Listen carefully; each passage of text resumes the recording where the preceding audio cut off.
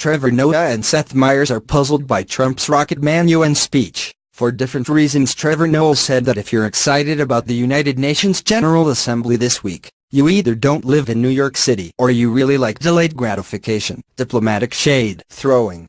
But Tuesday's big event, he said on Tuesday's Daily Show, was President Trump's inaugural address to the UN body, and expectations were high. The White House promised a deeply philosophical speech, but Trump was just Trump.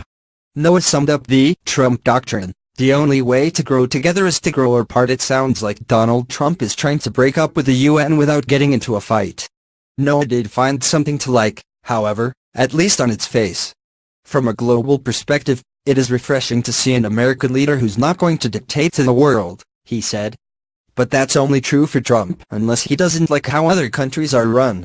That list includes Venezuela, Cuba, Iran, Syria, and, ever the showman, he saved the end of the world for last, Noah said, playing Trump's threat to North Korea. I don't know what's more insane, the fact that Donald Trump just stood in front of the United Nations and threatened to wipe out the country of 25 million people, or the fact that he followed that up with Rocket Man, a little catchphrase joke. Honestly, when you watched this address, it felt less like a presidential address to the UN and more like an insult comic roasting the world, he said. And with a little music and a change of scenery, it almost worked. The annihilation threat still bombed.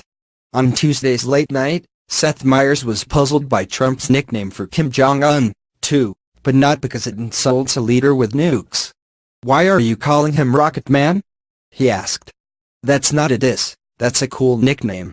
You're making him sound like a character from Top Gun. The graphics are pretty eye-catching.